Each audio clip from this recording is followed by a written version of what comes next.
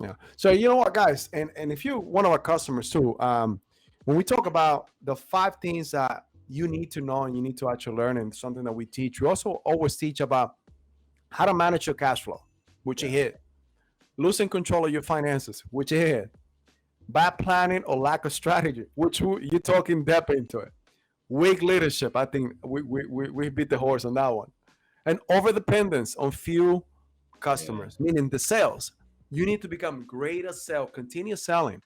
You only gotta depend on that one or two customers if your pipeline is not full. So what you gotta do, you gotta continue the process.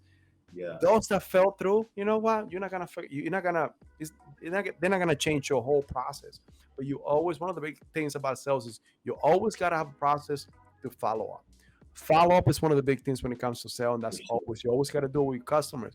And always remember too, when it comes to sale, that the easiest sale is the second sale. And what I mean by that is For always sure. go back to your customer that has already been there with you, that you kept happy, you gave them the process, and that person has success with you, will always buy the second process or the second value or the upsell that you have, because they already have a proven track record with you. Now, man, so I know you work with a lot of businesses over the past 12 years. Like, what industries are the best ones that, and you find more enjoyable? So it's funny, like I've done a lot of life sciences. So some of my clients, and this is all public knowledge, have been Gilead Sciences, Boston Scientific, Alchemies. But I did a lot of work in the media space too. So I've had Verizon as a client, America Online. I've had Discovery Communications, like the Weather Channel. I would say that my favorite one was probably Time Warner, right? Time And Warner?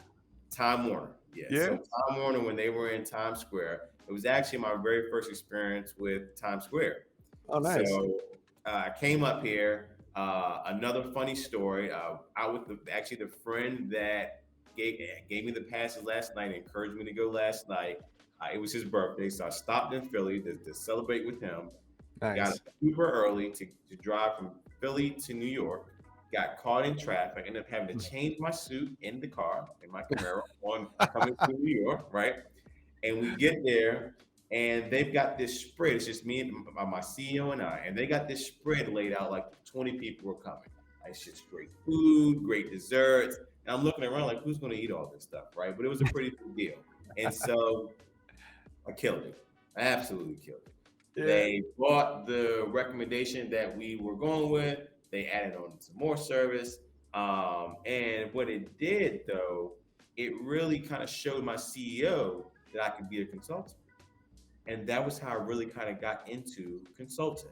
And so whenever I think of Time Warner, I always think very, very fondly, because I don't know that I would be a consultant today kind of without them. And I mean, I had to present in there, Carlos. I think I presented for like 5 hours.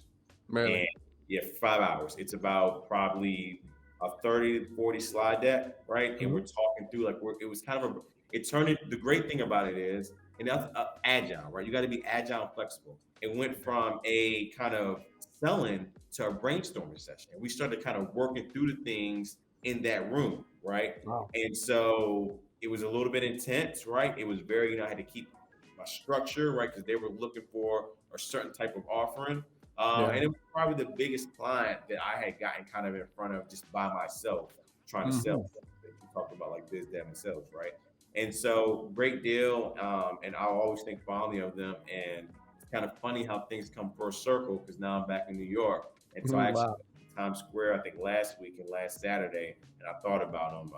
And so that's probably been my favorite. And I built something really cool for them too. So that's always good. I can't talk Eh, eh, about that, but